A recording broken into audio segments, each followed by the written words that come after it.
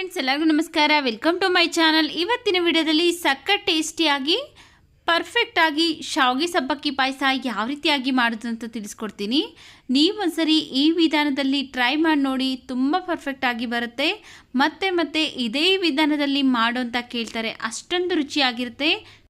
ಎಷ್ಟೇ ಹೊತ್ತು ಇಟ್ಟರೂ ಸಹ ಇದೇ ಟೇಸ್ಟಿಯಾಗಿ ಇಷ್ಟೇ ತೆಳುವಾಗಿ ಇರುತ್ತೆ. ತುಂಬ ಹೊತ್ತು ಇಟ್ಟರೂ ಸಹ ಗಟ್ಟಿ ಆಗೋದೇ ಇಲ್ಲ. ಬನ್ನಿ ಈಗ ಹೇಗೆ ಮಾಡೋದು ಅಂತ ನೋಡೋಣ. ನೋಡಿ, ಇಲ್ಲಿ ನಾನು ಒಂದು ಅರ್ಧ ಕಪ್ ಆಗೋಷ್ಟು ಸಬ್ಬಕ್ಕಿನ 1 ಅವರ್ ಮುಂಚೆನೇ ನೆನೆಸಿ ಇಟ್ಕೊಂಡಿದ್ದೀನಿ. ನೋಡಿ, ಈ ರೀತಿಯಾಗಿ ಚೆನ್ನಾಗಿ ಸಬ್ಬಕ್ಕಿ ಎಲ್ಲ ನೆಂದಿರಬೇಕು. ಈಗ ಒಂದು ಪ್ಯಾನ್ ಬಿಸಿಗಿಟ್ಟು ಅದಕ್ಕೆ ನಾನು 1 ಟೇಬಲ್ ಸ್ಪೂನ್ ಆಗೋಷ್ಟು ತುಪ್ಪ ಹಾಕ್ಕೊಳ್ತಾ ಇದ್ದೀನಿ. ತುಪ್ಪ ಎಲ್ಲ ಚೆನ್ನಾಗಿ ಕರಗಿದಾದಮೇಲೆ ಈಗ ಇದಕ್ಕೆ ನಾವು 1-2 ಸ್ಪೂನ್ ಆಗೋಷ್ಟು ಗೋಡಂಬಿ ಹಾಕ್ಕೊಳ್ಬೇಕು. ಗೋಡಂಬಿನ ಫಸ್ಟು ಲೈಟಾಗಿ ಕಲರ್ ಚೇಂಜ್ ಆಗೋ ಥರ ಫ್ರೈ ಮಾಡಿಕೊಂಡು ಆನಂತರ ಒಣದ್ರಾಕ್ಷಿ ಹಾಕ್ಕೊಂಡು ಫ್ರೈ ಮಾಡ್ಕೊಳ್ಬೇಕು. ಇಲ್ಲಾಂದರೆ ಎರಡು ಒಂದೇ ಸರಿ ಹಾಕ್ಬಿಟ್ರೆ ಒಣದ್ರಾಕ್ಷಿ ಬೇಗ ಕಪ್ಪಾಗ್ಬಿಡುತ್ತೆ. ಅದರಿಂದ ನೋಡಿ, ಈ ರೀತಿಯಾಗಿ ಲೈಟಾಗಿ ಕಲರ್ ಚೇಂಜ್ ಆದಮೇಲೆ ಒಣದ್ರಾಕ್ಷಿ ಹಾಕ್ಕೊಂಡು ಫ್ರೈ ಮಾಡ್ಕೊಳ್ತಾ ಇದ್ದೀನಿ. 1-2 ಸ್ಪೂನ್ ಆಗೋಷ್ಟು ಒಣದ್ರಾಕ್ಷಿ ಹಾಕ್ಕೊಂಡು ಫ್ರೈ ಮಾಡ್ಕೊಳ್ತೀನಿ.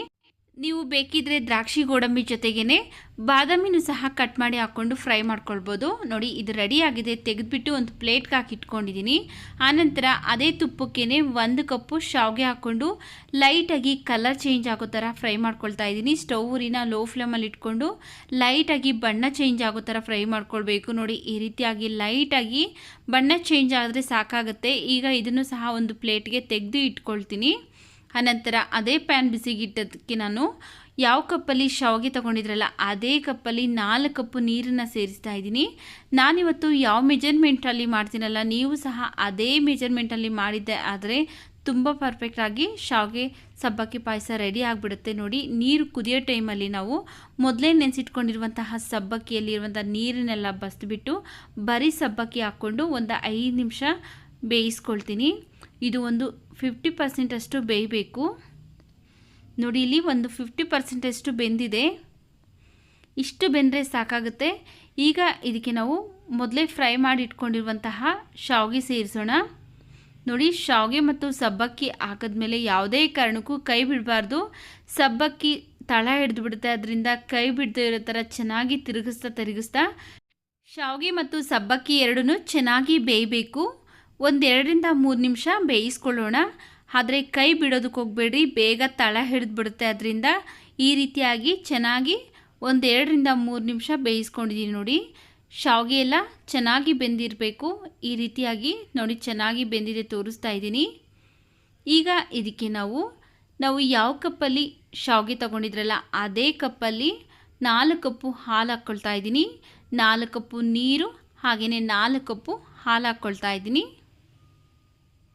ಈಗ ಚೆನ್ನಾಗಿ ಒಂದ್ಸರಿ ನಾವು ಮಿಕ್ಸ್ ಮಾಡ್ಕೊಳ್ಬೇಕು. ನಾನಿಲ್ಲಿ 1 ಕಪ್ಪು ಶಾವಿಗೆಗೆ 4 ಕಪ್ಪು ಹಾಲು ಹಾಗೆಯೇ 4 ಕಪ್ಪು ನೀರನ್ನು ಸೇರಿಸ್ತಾ ಇದ್ದೀನಿ. ಅರ್ಧ ಕಪ್ ಆಗೋಷ್ಟು ಸಬ್ಬಕ್ಕಿ ಹಾಕ್ಕೊಂಡಿದ್ದೀನಿ. ನೋಡಿ, ಈಗ ಚೆನ್ನಾಗಿ ಮಿಕ್ಸ್ ಮಾಡ್ಕೊಂಡಿದ್ದೀನಿ. ಈಗ ಇದನ್ನು ನಾವು 1-2-3 ನಿಮಿಷ ಚೆನ್ನಾಗಿ ಕುದಿಸ್ಕೊಳ್ಬೇಕಾಗತ್ತೆ. ನೋಡಿ, ಹಾಲು ಹಾಕಿದ್ಮೇಲೂ ಸಹ ನಾವು ಕೈ ಬಿಡಬಾರ್ದು, ತಳ ಹಿಡಿದು ಬಿಡುತ್ತೆ. ಅದರಿಂದ ಕೈ ಬಿಡದಿರೋ ಥರ ಚೆನ್ನಾಗಿ ಕುದಿಸ್ಕೊಂಡಿದ್ದೀನಿ. ಈಗ ಇದಕ್ಕೆ ನಾನು 1/4 ಕಪ್ ಆಗೋಷ್ಟು ಸಕ್ಕರೆ ಹಾಕ್ಕೊಳ್ತಾ ಇದ್ದೀನಿ. ನಿಮ್ಗೇನಾದರೂ ಇನ್ನು ಸ್ವಲ್ಪ ಸ್ವೀಟ್ ಜಾಸ್ತಿ ತಿನ್ನೋರಿದ್ದರೆ ನೀವು 1.5 ಕಪ್ ಆಗೋಷ್ಟು ಸಕ್ಕರೆ ಹಾಕ್ಕೊಳ್ಳಿ. ನಾನಿಲ್ಲಿ 1/4 ಕಪ್ ಹಾಕ್ಕೊಂಡಿದ್ದೀನಿ. ಮೀಡಿಯಮ್ ಸ್ವೀಟ್ ಇರುತ್ತೆ 1/4 ಕಪ್ ಹಾಕಿದ್ರೆ. ನೋಡಿ, ಈಗ ಸಕ್ಕರೆ ಎಲ್ಲ ಚೆನ್ನಾಗಿ ಕರಗೋವರೆಗೂ ಚೆನ್ನಾಗಿ ಒಂದ್ಸರಿ ಮಿಕ್ಸ್ ಮಾಡಿಕೊಂಡು ಕುದೀತಾ ಇದೆ. ಈಗ ಇದಕ್ಕೆ ನಾವು ಒಂದು 5 ರೂಪಾಯಿ ಆಗೋಷ್ಟು ಬಾದಾಮಿ ಪೌಡ್ರ್ ಹಾಕ್ಕೊಳ್ತಾ ಇದ್ದೀನಿ. ನಿಮಗೆ ಬಾದಾಮಿ ಪೌಡ್ರ್ ಬೇಕು ಅಂದರೆ ಹಾಕ್ಕೊಳ್ಳಿ, ಬೇಡ ಅಂದರೆ ಸ್ಕಿಪ್ ಮಾಡ್ಕೊಳ್ಬೋದು. ನಾನಿಲ್ಲಿ ಒಂದು 5 ರೂಪಾಯಿ ಪಾಕೆಟ್ ಒಂದು ಹಾಕ್ಕೊಳ್ತಾ ಇದ್ದೀನಿ. ಹಾಕ್ಕೊಂಡು ಚೆನ್ನಾಗಿ ಒಂದ್ಸರಿ ನಾವು ಮಿಕ್ಸ್ ಮಾಡ್ಕೊಳ್ಬೇಕು. ಈಗ ಇದಕ್ಕೆ ಲಾಸ್ಟಲ್ಲಿ ತುಪ್ಪದಲ್ಲೇ ಹುರಿದಿಟ್ಕೊಂಡಿರುವಂತಹ ದ್ರಾಕ್ಷಿ ಮತ್ತು ಗೋಡಂಬಿ ಹಾಕ್ಕೊಳ್ತಾ ಇದ್ದೀನಿ. ಹಾಗೆಯೇ ಒಂದು ಅರ್ಧ ಸ್ಪೂನ್ ಆಗುವಷ್ಟು ಏಲಕ್ಕಿ ಪೌಡ್ರ್ ಹಾಕಿ ಚೆನ್ನಾಗಿ ಒಂದ್ಸರಿ ಮಿಕ್ಸ್ ಮಾಡಿ ಈಗ ಸ್ಟವ್ ಆಫ್ ಮಾಡ್ಕೊಳ್ಳೋಣ. ನೋಡಿ, ಈಗ ರುಚಿಯಾದಂತಹ ಸಬ್ಬಕ್ಕಿ ಪಾಯಸ ರೆಡಿಯಾಗಿದೆ. ಹೆಸರುಬೇಳೆ ಪಾಯಸ ಯಾವ ರೀತಿಯಾಗಿ ಮಾಡೋದು ಅಂತ ತಿಳಿಸ್ಕೊಡ್ತೀನಿ. ತುಂಬ ರುಚಿಯಾಗಿರುತ್ತೆ. ನೀವೊಂದ್ಸರಿ ಈ ರೀತಿಯಾಗಿ ಟ್ರೈ ಮಾಡಿದ್ರೆ ಮನೇಲಿ ಎಲ್ಲರೂ ಸಹ ಇಷ್ಟಪಟ್ಟು ಕುಡಿತಾರೆ. ನೋಡಿ, ಇಲ್ಲಿ ಫಸ್ಟು ಒಂದು ಪ್ಯಾನ್ ಬಿಸಿಗಿಟ್ಟೋದಕ್ಕೆ ನಾನು 1 ಕಪ್ ಹೆಸರುಬೇಳೆ ಹಾಕ್ಕೊಳ್ತಾ ಇದ್ದೀನಿ. ಹೆಸರುಬೇಳೆನ ಈಗ ನಾವು ಲೈಟಾಗಿ ಕಲರ್ ಚೇಂಜ್ ಆಗೋ ಥರ ಫ್ರೈ ಮಾಡ್ಕೊಳ್ಬೇಕು. ಸ್ಟವ್ ಊರಿನ ಮೀಡಿಯಮ್ ಫ್ಲೇಮಲ್ಲಿ ಇಟ್ಕೊಂಡು ಚೆನ್ನಾಗಿ ಹುರ್ಕೊಳ್ತಾ ಇದ್ದೀನಿ. ನೋಡಿ ಈ ರೀತಿಯಾಗಿ ಲೈಟಾಗಿ ಬಣ್ಣ ಚೇಂಜ್ ಆಗಿದೆ. ಈಗ ಇದು ರೆಡಿ ಆಗಿದೆ. ಇದನ್ನು ಒಂದು ಕುಕ್ಕರ್ಗೆ ಹಾಕ್ಕೊಂಡು ಚೆನ್ನಾಗಿ ಒಂದೆರಡು ಸರಿ ವಾಶ್ ಮಾಡಿ ಇಟ್ಕೊಳ್ತೀನಿ. ನೋಡಿ ಒಂದು ಕುಕ್ಕರ್ಗೆ ಹಾಕ್ಕೊಂಡಾದಮೇಲೆ ಒಂದೆರಡು ಸರಿ ಚೆನ್ನಾಗಿ ವಾಶ್ ಮಾಡಿ ಇಟ್ಕೊಂಡಿದ್ದೀನಿ. ಈಗ ಇದಕ್ಕೆ ನಾವು ಯಾವ ಕಪ್ಪಲ್ಲಿ ಹೆಸರುಬೇಳೆ ತಗೊಂಡಿದ್ರಲ್ಲ ಅದೇ ಕಪ್ಪಲ್ಲಿ 3 ಕಪ್ ನೀರನ್ನು ಸೇರಿಸ್ತಾ ಇದ್ದೀನಿ. 3 ಕಪ್ ನೀರನ್ನು ಹಾಕ್ಕೊಂಡು ಕುಕ್ಕರ್ ಲಿಡ್ನ ಕ್ಲೋಸ್ ಮಾಡಿ ಸ್ಟವ್ ಮೇಲಿಟ್ಟು 3 ವಿಷಿಲ್ ಕೂಗಿಸ್ಬೇಕು. ಚೆನ್ನಾಗಿ ಹೆಸರುಬೇಳೆ ಎಲ್ಲ ಬೇಯಬೇಕು, ಆದ್ದರಿಂದ 3 ವಿಷಿಲ್ ಕೂಗಿಸ್ಕೊಳ್ಬೇಕು. ಅದು ಕೂಗೋ ಅಷ್ಟರಲ್ಲಿ ನಾವು ಬೆಲ್ಲನ ಕರಗಿಸ್ಕೊಳ್ಳೋಣ. ಸೇಮ್ ಕಪ್ಪಲ್ಲೇ 1 ಕಪ್ ಬೆಲ್ಲ ಹಾಕ್ಕೊಳ್ತಾ ಇದ್ದೀನಿ. ಹಾಗೆಯೇ ಸೇಮ್ ಕಪ್ಪಲ್ಲೇ 1 ಕಪ್ ನೀರನ್ನು ಹಾಕ್ಕೊಂಡು ಈ ಬೆಲ್ಲನೆಲ್ಲ ಈಗ ನಾವು ಚೆನ್ನಾಗಿ ಕರಗಿಸ್ಕೊಳ್ಬೇಕು. ಬೆಲ್ಲನ ಪಾಕ ಮಾಡ್ತಾ ಇಲ್ಲ, ಜಸ್ಟ್ ನಾವು ಬೆಲ್ಲನ ಕರಗಿಸ್ಕೊಳ್ತಾ ಇದ್ದೀನಿ ಅಷ್ಟೇ. ನೋಡಿ ಈ ರೀತಿಯಾಗಿ ಬೆಲ್ಲ ಎಲ್ಲ ಕರಗಿದ್ದಾದಮೇಲೆ ಸ್ಟವ್ನ ಆಫ್ ಮಾಡಿಕೊಂಡು ನಾವು ಈ ಬೆಲ್ಲನೆಲ್ಲ ಸೈಡ್ಗೆ ಇಟ್ಕೊಳ್ತಾ ಇದ್ದೀನಿ.